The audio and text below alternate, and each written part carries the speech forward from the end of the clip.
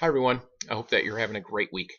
This past Sunday, we finished up our series Bold, and we talked about bold obedience. Now, those are two words that maybe don't go together very often in our culture. Delayed obedience? Sure. Partial obedience? Probably. But bold obedience?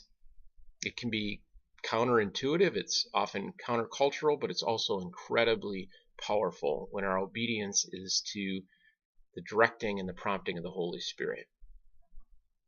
We talked about how boldness is behavior that's born out of belief.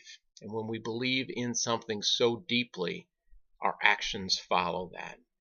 And so why do the early Christians, why do we have such a bold speech and bold prayers and bold actions, and in this case, bold behavior?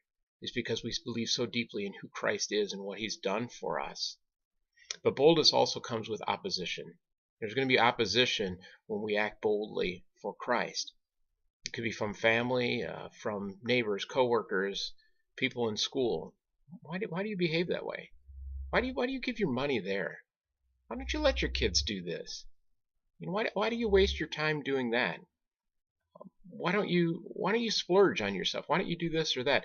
There's opposition when we act boldly for Christ. And in the early church and even in many parts of the world today, that opposition is violence. That opposition can come with imprisonment. It can come with even death. And so we shouldn't be surprised when people are opposed to our bold behavior. But when we act boldly for Christ, we can also expect miracles. That's when Christ will show up and show off.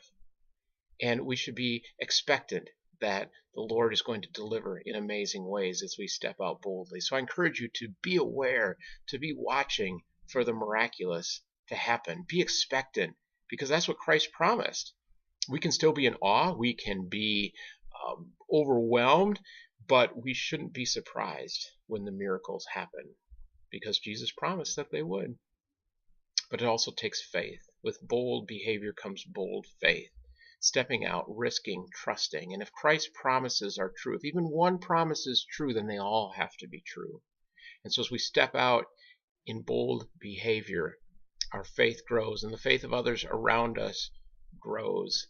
And we encourage one another in that, and we see God show up and work in incredible ways. So I encourage you this week to be aware of the opportunities for bold behavior, to not allow opposition to derail you from the plans and purposes that God has for you, and to watch how your faith grows, and to encourage others in their bold behavior for Christ as well. God bless you and have a great week.